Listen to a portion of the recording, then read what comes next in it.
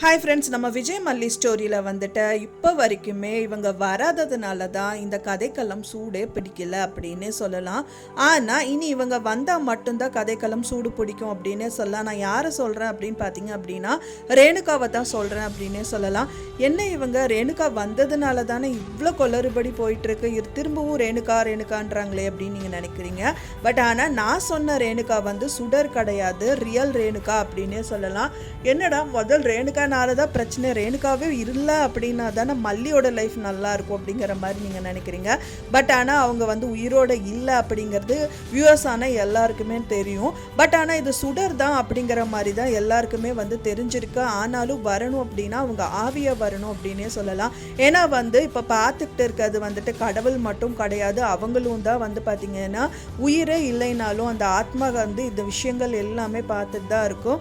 என்னதான் அவங்களே நினைப்பாங்க, இப்போ மல்லியை விட வந்து பார்த்திங்கன்னா யாருமே இந்த வெண்பா குட்டியை அவ்வளோ கேரிங்காக பார்க்க முடியாது அப்படிங்கிறது வந்துட்டு ரேணுகாவான ரியல் ஒய்ஃபான ரேணுகாவுக்கு நல்லாவே தெரியும் அப்படின்னே சொல்லலாம். ஸோ அவங்களே இல்லைனாலும் அந்த குழந்தைய வந்து ரெண்டாவது ஒய்ஃபு அப்படின்னா கூட இந்த மல்லி வந்துட்டு கேரிங்காக தான் பார்த்துக்கிறாங்கன்னு ஒரு நிமிஷமும் பார்த்துட்டு தான் இருப்பாங்க. ஸோ அப்படி இருக்கும்போது இப்போ கொளறுபடியாக வந்துட்டு அவங்களோட லைஃப்பை கெடுக்கணும், அப்புறம் வந்து வெண்பா குட்டி லைஃப் வந்து என்ன ஆகும்னே தெரியாது. ஏன்னா வந்து விஜய் வந்து திரும்ப வந்துட்டு இந்த சுடர் அப்படின்னு சொல்லிட்டு போயிட்டாங்க அப்படின்னா வந்துட்டு சீரியலே பார்க்கறதுக்கு போர் அடிச்சிடும். ஏன்னா வந்துட்டு பார்த்திங்கன்னா இவங்க ரேணுகா நடிச்சே வந்துட்டு பார்த்திங்கன்னா விஜய் மனசில் இல்லை, இப்போ வந்து ரஞ்சிதா மனசில், ராஜி மனசில், அண்ட் தென் வந்து எல்லாருமே வந்து பார்த்திங்கன்னா இவங்க ஒய்ஃப் தாங்கிற மாதிரியே கொண்டு போயிட்டுருக்காங்க. மெயினாக அவங்க அப்பாவும் அவங்க தான் அப்படின்னு சொல்லி உயிரே கொடுக்குறாரு. ஸோ அப்படி இருக்கும்போது விஜய் கூட வாழணும்னு நினச்சா கண்டிப்பாக அவரும் அதுதான் நினைக்கிறாரு. பெரிய பொண்ணு இருக்கும்போது வந்து கண்டிப்பாக பெரிய பொண்ணு உயிரோடு இருக்கால, அவ கூட கண்டிப்பாக விஜய் வாழ்ந்து தான் ஆகணுங்கிற மாதிரி தான் மெயினாக வந்து அவரும் நினைக்கிறாரு.